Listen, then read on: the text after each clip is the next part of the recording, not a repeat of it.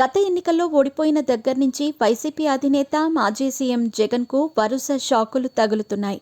నేతలు వరుస పెట్టి పార్టీకి రాజీనామా చేస్తున్నారు. మరోవైపు కీలక నేతలను ప్రభుత్వం కేసులతో ఇబ్బంది పెడుతోంది. ఇవన్నీ చాలవన్నట్టు ప్రకాశం బ్యారేజీ దగ్గర బోట్ల కేసు, శ్రీవారి లడ్డూ కల్తీ వివాదంతో వైసీపీ అధినేత ఉక్కిరి బిక్కిరవుతున్నారు. ఇటువంటి తరుణంలో జగన్కు మరో షాక్ ఇవ్వటానికి కూటమి ప్రభుత్వం రెడీ అవుతోంది. వైఎస్ఆర్ జిల్లా పేరును మార్చటానికి రంగం సిద్ధమవుతోంది. ఈ క్రమంలోనే బీజేపీ మంత్రి సత్యకుమార్ సీఎం చంద్రబాబు ముందుకు కీలక ప్రతిపాదన తీసుకొచ్చారు.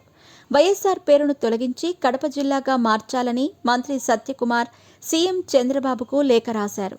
ఈ లేఖలో కడప జిల్లా ప్రాముఖ్యతతో పాటు జగన్ తీరుపై విమర్శలు గుప్పించారు. కలియుగ దైవం వెంకటేశ్వరుడి సన్నిధికి చేరటానికి తొలి గడప కడప.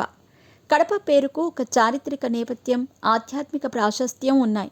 వీటి పట్ల కనీస అవగాహన లేని మాజీ సీఎం జగన్ పేర్ల పిచ్చితో జిల్లా పేరును వైఎస్ఆర్ జిల్లాగా మార్చటం తప్పు.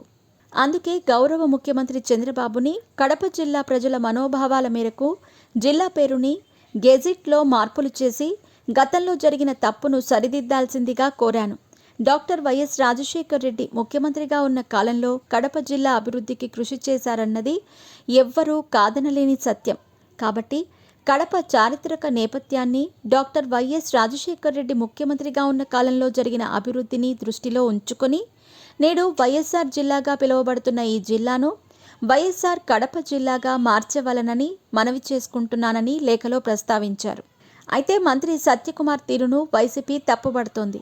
కడప జిల్లాను వైఎస్ఆర్ జిల్లాగా మార్చింది తాము కాదని, ఉమ్మడి ఆంధ్రప్రదేశ్లో అప్పటి కాంగ్రెస్ ప్రభుత్వం తీసుకున్న నిర్ణయమని మంత్రి సత్యకుమార్కు వైసీపీ నేతలు గుర్తు చేస్తున్నారు. వైఎస్ఆర్ మరణం తర్వాత ఆయన సేవలకు ప్రతీకగా కడప జిల్లాకు వైఎస్ఆర్ పేరు పెట్టడం జరిగిందని, అది తాము తీసుకున్న నిర్ణయం కాదని వైసీపీ నేతలు చెబుతున్నారు. 2014-2019 వరకు మీ ప్రభుత్వమే అధికారంలో ఉందని, అప్పుడు మార్చని పేరు ఇప్పుడెందుకు మార్చాలని అడుగుతున్నారంటూ వైసీపీ నేతలు మంత్రి సత్యకుమార్ను ప్రశ్నిస్తున్నారు.